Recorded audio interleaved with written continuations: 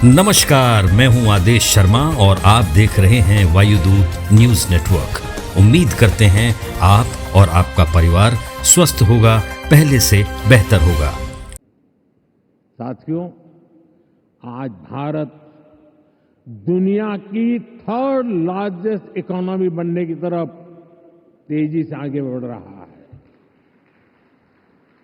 आज Bharat global fintech adoption rate में number 1 है। दुनिया का सेकंड लार्जेस्ट मोबाइल मैन्युफैक्चरर है।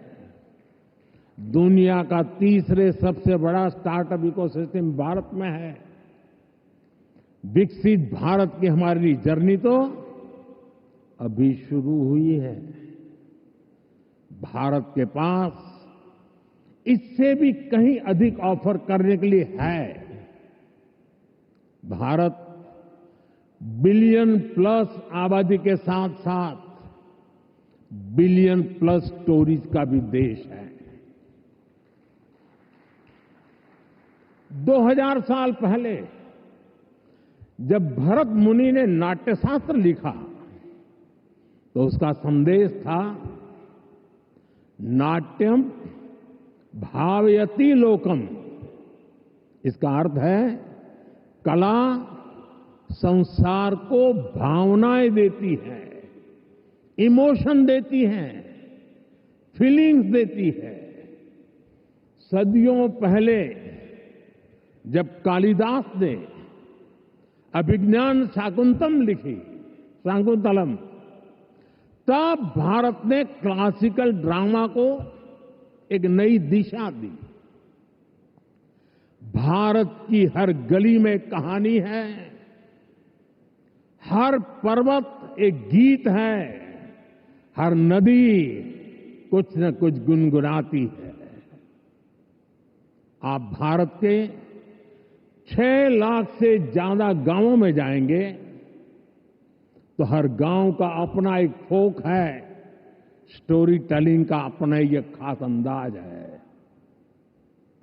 यहां अलग अलग समाजों ने लोक कथाओं के माध्यम से अपने इतिहास को अगली पीढ़ी तक पहुंचाया है। हमारे यहां संगीत भी एक साधना है। भजन हो, गजलें हो, क्लासिकल हो या कंटेम्पररी, हर सुर में एक कहानी है, हर ताल में एक आत्मा है। साथियों, हमारे यहां नाद ब्रह्म यानी साउंड ऑफ डिवाइन की कल्पना है। हमारे ईश्वर भी खुद को संगीत और नृत्य से अभिव्यक्त करते हैं। भगवान शिव का डमरू सृष्टि की पहली ध्वनि है।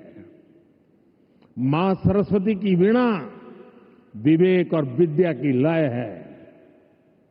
श्री कृष्ण की बांसुरी प्रेम और सौंदर्य का अमर संदेश है। विष्णु जी का शंख ध्वनि सकारात्मक ऊर्जा का आह्वान है। इतना कुछ है हमारे पास। अभी यहां जो मन मोहने वाले सांस्कृतिक प्रस्तुति हुई, उसमें भी उसकी झलक दिखी है। और इसलिए ही मैं कहता हूं, यही समय है, सही समय है। ये create in India, create for the world का सही समय है।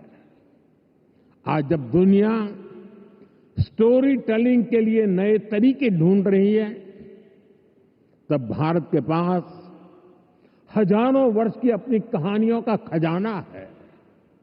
और ये खजाना टाइमलेस है, थॉट प्रोवोकिंग है और ट्रूली ग्लोबल है।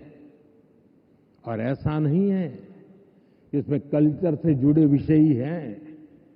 इसमें विज्ञान की दुनिया है, स्पोर्ट्स हैं, शौर्य की कहानियां हैं, त्याग तपस्या की गाथाएं हैं। हमारी स्टोरीज में साइंस भी है, फिक्शन भी है, करेज है, ब्रेवरी है। भारत के इस खजाने की बास्केट बहुत बड़ी है, बहुत विशाल है। इस खजाने को दुनिया के कोने कोने में ले जाना, आने वाली पीढ़ियों के सामने नए और इंटरेस्टिंग तरीके से रखना, ये वेव्स प्लेटफॉर्म की बड़ी जिम्मेदारी है। साथियों, आप में से ज्यादातर लोगों को पता है कि हमारे यहां पद्म अवार्ड आजादी के कुछ साल बाद ही शुरू हो गए थे। इतने सालों से ये अवार्ड दिए जा रहे हैं, लेकिन हमने इन अवार्ड्स को पीपल्स पद्मा बना दिया। जो लोग देश के दूर दराज में कोने कोने में देश के लिए जी रहे हैं, समाज की सेवा कर रहे हैं, हमने उनकी पहचान की, उनको प्रतिष्ठा दी, तो पद्मा की परंपरा का स्वरूप ही बदल गया। अब पूरे देश ने खुले दिल से इसे मान्यता दी है। अब ये सिर्फ एक आयोजन का न होकर पूरे देश का उत्सव बन गया है। इसी तरह वेव्स भी है। वेव्स क्रिएटिव वर्ल्ड में, फिल्म में, म्यूजिक में, एनिमेशन में, गेमिंग में भारत के कोने कोने में जो टैलेंट है उसे एक प्लेटफॉर्म पर देगा, तो दुनिया भी इसे अवश्य सराहेगी।